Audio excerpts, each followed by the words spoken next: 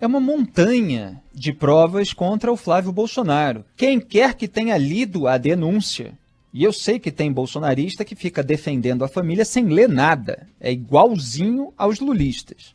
Fala, não tem prova, cadê as provas? Pronto, é o slogan que esse pessoal fica repetindo, sem ter lido o processo, sem ter lido a sentença, sem ter lido os votos depois dos desembargadores, no caso do Lula, no TRF4, os votos depois no Superior Tribunal de Justiça. Tem gente que não lê nada, é simplesmente o comportamento tribal. Se é da minha tribo, então não fez o que dizem que estão fazendo, que ele fez.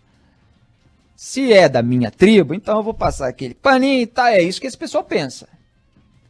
Só os outros da outra tribo é que são malvados, que são sujinhos, etc. Aqui nesse programa não tem isso. Bandido que roubou o povo brasileiro tem que ir para a cadeia, independentemente de quem seja, de qual partido político, de que patamar de poder, de que corrente ideológica. É só assim, com esse senso de moralidade pública que vem acima das questões políticas e ideológicas, numa hierarquia de valores tradicional, aliás, condizente com os princípios do próprio cristianismo, é que o Brasil vai deixar de ficar fadado ao subdesenvolvimento, porque sem a moralidade pública, o resto se corrói. Frase antiga minha que outro dia até um ouvinte repetiu, lembrando porque toda hora ele vê as consequências disso.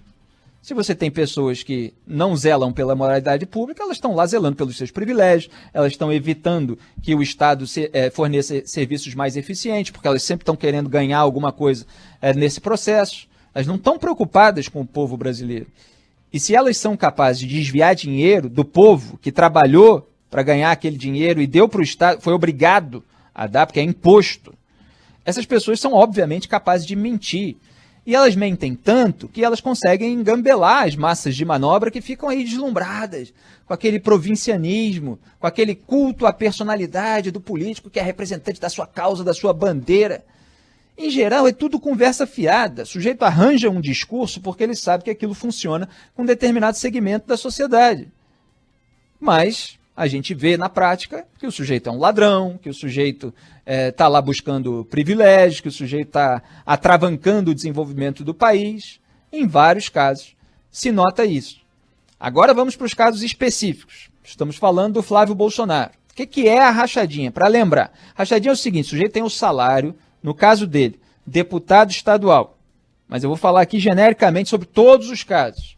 Na lista do COAF eram 27 deputados estaduais. E eu defendo que todos sejam investigados e cobro a apuração a respeito dos outros casos. Um já foi denunciado, Márcio Pacheco. Você teve um desdobramento da investigação sobre os assessores do André Siciliano do PT, que estavam envolvidos, de acordo com o noticiário, em esquema de agiotagem lá em Paracambi. Todos eles estavam lá acusados no COAF, acusados não, né? Foram apontados na lista do COAF como tendo assessores que movimentaram, fizeram transações ali de forma atípica, de forma suspeita. E a partir daí houve o desenvolvimento de uma investigação para cada caso. Muito bem, em que consiste esse esquema?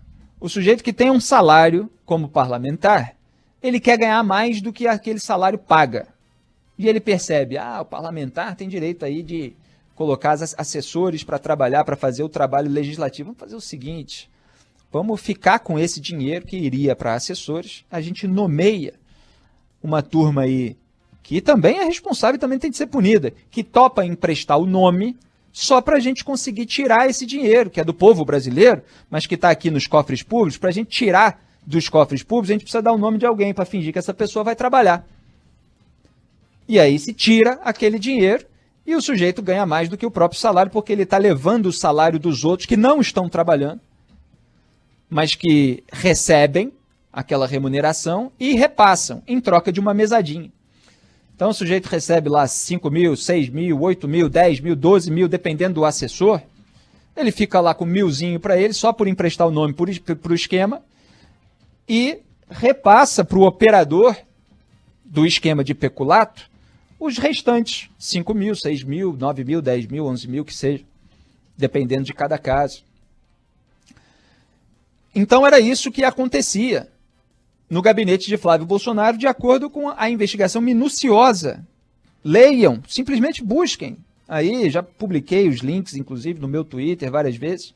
É só publicar íntegra, denúncia, Flávio Bolsonaro, Fabrício Queiroz, em algum momento vocês vão encontrar no Google aí o link para essas denúncias. Então você tem ali todo o caminho do dinheiro. Esquema de desvio de dinheiro público operado pelo Fabrício Queiroz, que ia lá na boca do caixa e ainda pagava contas pessoais, despesas pessoais do Flávio Bolsonaro, um assessor legislativo. Estava indo lá fazer favor privado com o dinheiro público, pagando, tem fotos dele na boca do caixa, pagando mensalidade escolar, ele pagou plano de saúde, ele depositou às vésperas do casal, do Flávio Bolsonaro e sua esposa, pagarem prestação de imóvel.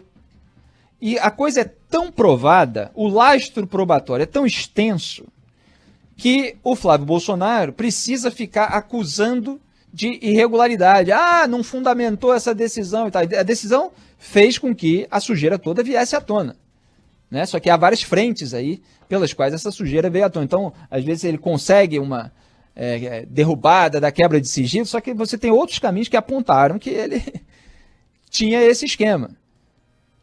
Agora querem investigar lá a Receita Federal. E aí você tem um interesse duplo, né, da família Bolsonaro e do Dias Toffoli, por exemplo, que era alvo, a esposa, aliás, era alvo da Receita Federal. E aí você tem o Paulo Maiorino lá na direção-geral da PF, ligado a toda essa gente dos tribunais superiores, PF, essa cúpula aparelhada, instrumentalizada, no pior sentido, pelo bolsonarismo. Estão tentando lá investigar e tal, para tentar retaliar esse pessoal que estava encontrando as irregularidades, por meio de processos que já foram explicados, inclusive, nesse programa. Então, agora está avançando esse caso, que é um imbróglio jurídico, porque você tem recurso do MP no Supremo Tribunal Federal contra o foro privilegiado retroativo que foi dado ao Flávio Bolsonaro. Já expliquei isso aqui, Flávio Bolsonaro era deputado estadual na época dos fatos que estão sendo investigados. Aí ele virou senador. Só que o STF antes tinha restringido o foro para quem estava sendo investigado, mas perdia o mandato ou acabava o mandato. Quando o sujeito pertencia lá ao Congresso Nacional e, portanto, tinha foro no Supremo, essa pessoa, depois da perda do mandato ou do fim do seu mandato, tinha o seu caso encaminhado para a Justiça Federal de primeira instância. O Flávio Bolsonaro, uma vez que não é mais deputado estadual, perderia o foro, por analogia. Só que ele virou senador. E aí ele cobra que se tenha o foro como senador. Só que ele não era senador na época dos fatos. E o foro de deputado estadual é diferente, é outro tribunal, em relação ao foro de senador que é no STF. E aí está lá paradão o recurso do MP, Gilmar Mendes sentando em cima, Gilmar Mendes que toma cafezinho com o Jair Bolsonaro na hora de escolher o próximo ministro do Supremo. Porque estão todos juntos aí na frente ampla pela impunidade, como eu chamo. Gilmar Mendes dando decisão favorável aos tucanos, Dias Toffoli, né, dando decisões favoráveis aos petistas, Bolsonaro querendo decisões favoráveis para a família dele. E aí se deixa um pendurado aqui, se vai passando a outra boiada ali, um vota junto com o outro para ajudar os padrinhos de um, outro vota a mesma coisa ao contrário. É assim que funciona lá em cima. E os casos vão travando tudo. Agora, você teve aí essa possibilidade de avanço no caso, porque justamente a anulação da quebra de sigilo, porque alegaram lá no STJ, que tem lá o João Otávio de Noronha, aquela turma bolsonarista, né, gente que tinha esperança de preencher vaga no Supremo e tal, disseram que não estava fundamentada a decisão da quebra de sigilo. Você tinha todos os indícios da roubalheira no gabinete, se quebra o sigilo, se encontra ali os elementos sobre os desvios, aí vai ao tribunal, não, mas a justificativa aqui no papel ela não foi suficiente para uma quebra de sigilo, sendo que o juiz da fase de investigação está lá com todos os elementos. E no Brasil é isso, o poder judiciário ele vai anulando e as coisas não tem um ajuste, sempre assim, o sujeito que é réu tentando se safar em cima de alguma coisa que não ficou explicada. Na hora, lembra na escola, às vezes você fazia uma conta de cabeça, você não deixava ali como é que você passou de uma linha para outra, e aí eventualmente o professor podia não dar a nota toda. Só que para você aquilo era perfeitamente óbvio e tal. Então, por meio desses rituais, eles vão anulando. Só que a sujeira é tão grande que você tem outras frentes de investigação que mostram que aquilo realmente aconteceu e, portanto, elas sustentam o avanço da investigação e eventual condenação. Tomara que isso vá para frente, porque, repito, lugar de ladrão e rachadinha é coisa de ladrão, é na cadeia, não é no Congresso Nacional.